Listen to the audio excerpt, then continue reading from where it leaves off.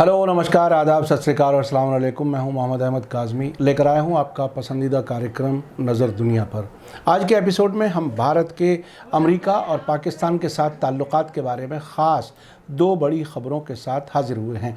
America में नई Joe Biden सरकार में डिफेंस मिनिस्टर लॉयड ऑस्टिन आज भारत के 3 दिन के दौरे के लिए पहुंचे हैं। उन पर अमेरिकी सियासतदानों का दबाव है कि भारत के डिफेंस मिनिस्टर राजनाथ सिंह के साथ मुलाकात में रूस से S-400 मिसाइल डिफेंस सिस्टम की ख़रीदारी पर ऐतराज़ दर्ज किया जाए और साफ कह दिया जाए कि अगर उसने इस सौदे को कैंसिल नहीं किया तो भारत पर पाबंदियां लग सकती हैं। दूसरी तरफ पाकिस्तान की फ़ौज के सरबराह जनरल कमर बाजवा ने कहा है कि अब वक्त आ गया है कि भारत और पाकिस्तान गुजरे हुए वक्त को भूलकर आगे बढ़ें और इसके लिए भारत कश्मीर के मामले में आपसी बातचीत के लिए मुनासिब माहौल मुहैया करे।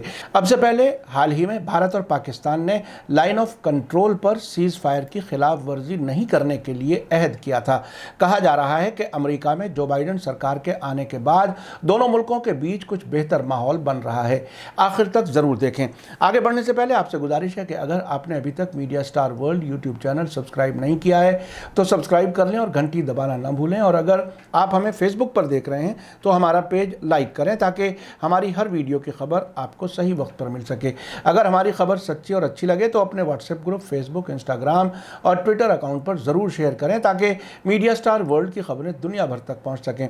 आज की बड़ी खबर यह है कि अमेरिका की नई जो बाइडेन हुकूमत में डिफेंस मिनिस्टर लॉयड जे ऑस्टिन आज भारत पहुंचे हैं। खबर है कि वो डिफेंस मिनिस्टर राजनाथ सिंह के अलावा प्रधानमंत्री नरेंद्र मोदी और कुछ सीनियर अफसरों से भी मुलाकात करेंगे। ये बताया जा रहा है कि भारत और चीन के बीच लद्दाख में फौजी टकराव के हालात पर ख़ास बातचीत होगी।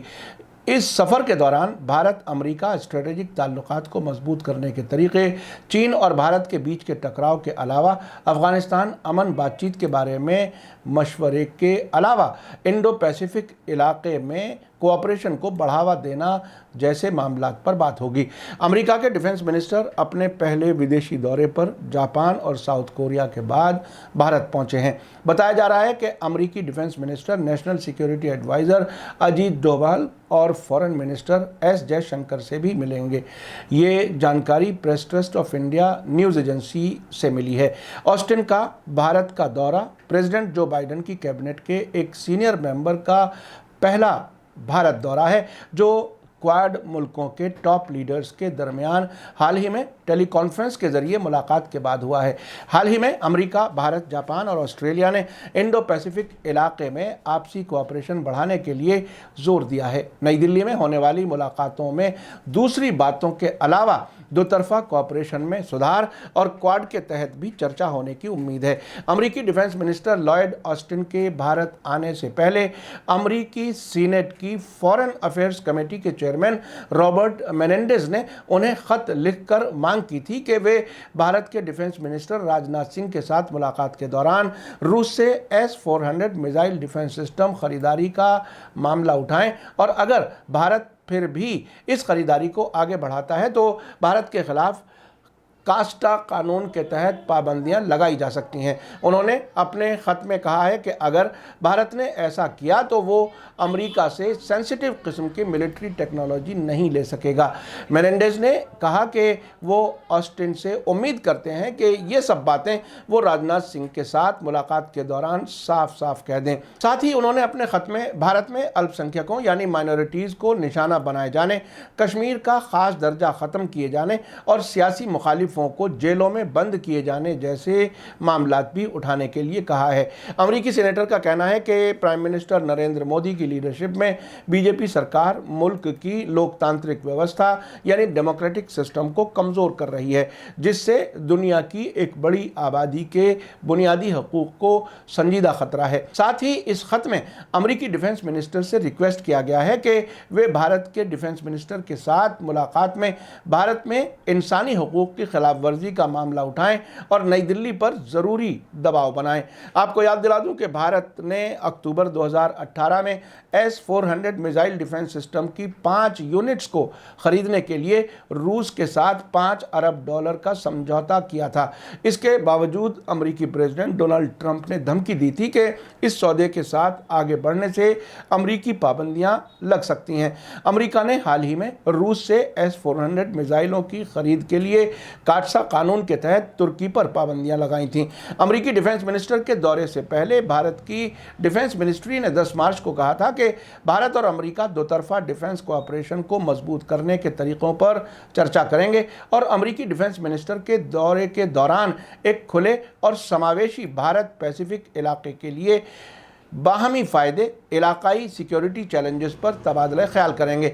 स्वीडन की वी डैम इंस्टीट्यूट की ताज़ा रिपोर्ट में कहा गया है कि भारत एक चुनावी लोकतंत्र यानी इलेक्टोरल डेमोक्रेसी से अब एक चुनावी तानाशाही मुल्क में बदल चुका है। इसके अलावा हाल ही में अमेरिकी ऑर्गेनाइजेशन फ्रीडम हाउस ने भी अपनी रिपोर्ट में भारत को स्वतंत्र लोकतंत्र की कैटेगरी से हटाकर आंशिक तौर पर स्वतंत्र लोकतंत्र यानी पार्टली फ्री डेमोक्रेसी के कैटेगरी में डाल दिया था। इस रिपोर्ट के मुताबिक सेंसरशिप के मामले में भारत अब पाकिस्तान के बराबर है, जबकि भारत की हालत बांग्लादेश और नेपाल से बदतर है। आपको याद दिला दूं कि 21 जनवरी को हमने आपको खबर दी थी कि न्यूयॉर्क से छपने वाले बिजनेस इनसाइडर ने खबर दी है कि वॉशिंगटन में मौजूद भारत अमेरिका ताल्लुकात पर नज़र रखने वाले एक्सपर्ट रिचर्ड रोसो ने कहा है कि अमेरिका की नई हुकूमत भी भारत के जरिए रूस से $5.5 अरब के S-400 मिसाइल डिफेंस सिस्टम की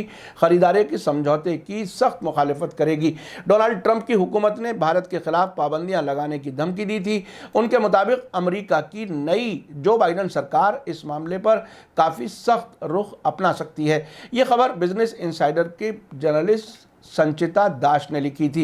इस रिपोर्ट में कहा गया था कि डोनाल्ड ट्रंप चले गए हैं और जो बाइडेन अमेरिका के 46वें प्रेसिडेंट के तौर पर आ चुके हैं। हो सकता है कि भारत इस बात पर खुश हो कि अमेरिका फिर से पेरिस क्लाइमेट समझौते में शामिल हो गया है और H-1B वीज़ा के ज़रिए से अमेरिका जाना भारत के टैलेंटेड लोगों के लिए आसान हो सकता है और कई दूसरे पॉजिटिव बदलाव हो सकते हैं। लेकिन भारत अमेरिका ताल्लुकात में एक कांटा पहले से ही दिखाई दे रहा है और वो है S-400 मिसाइल डिफेंस सिस्टम खरीदने के लिए रूस के साथ भारत का $5 अरब का सौदा।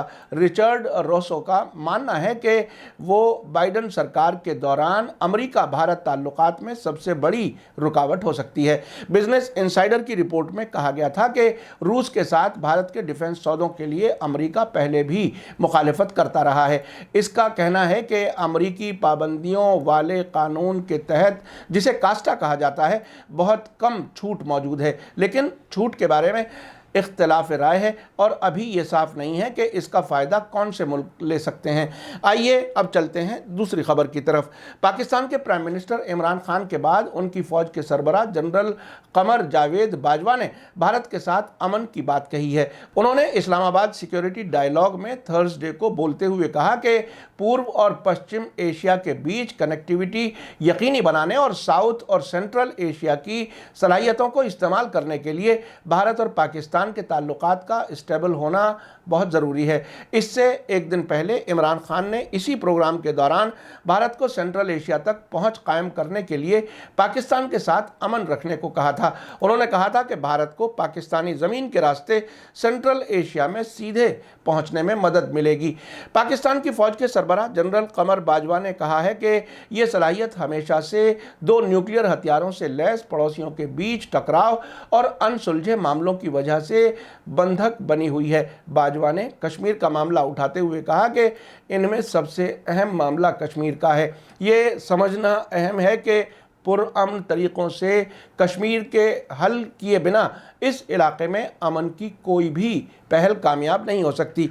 पाकिस्तानी फौज के सरबराह ने कहा कि हमें लगता है कि ये गुजरे हुए मामलात को दफनाने और आगे बढ़ने का वक्त है। हमारे पड़ोसी को ख़ास तरीके से कश्मीर में एक मुनासिब माहौल बनाना होगा। आपको याद दिला दूं कि हाल ही में जब भारत और पाकिस्तान के फौजी ऑपरेशन के डायरेक्टर्स के बीच सीधी बात हुई और लाइन ऑफ कंट्रोल पर सीज फायर की खिलाफ वर्जी न करने का वादा किया गया, तो अमेरिका से बयान आया था कि हमने दोनों मुल्कों से कहा है कि लाइन ऑफ कंट्रोल पर हालात को संभालें। ऐसा लगता है कि अमेरिका अब ज़्यादा चीन पर फोकस होना चाहता है, शायद इसीलिए भारत और पाकिस्तान के बीच हालात बेहतर चाहता है। मुझे लगता है कि पड़ोसी मुल्कों को खुद ही आपस में बातचीत के ज़रिए हालात बेहतर करने चाहिए। इन मुल्कों में फ़ौज पर कम खर्च होगा और इन मुल्कों के अवाम का भला हो सकेगा। अमेरिका के डिफेंस मिनिस्टर लॉयड ऑस्टिन का दौरा भी काफ़ी अहम है, लेकिन ये हमें फैसला करना है कि हम हर फैसले पर अमेरिका की मर्ज़ी का ख्याल करते हैं या अपने मुल्क की भलाई जिस फैसले में है वही फैसले करते हैं।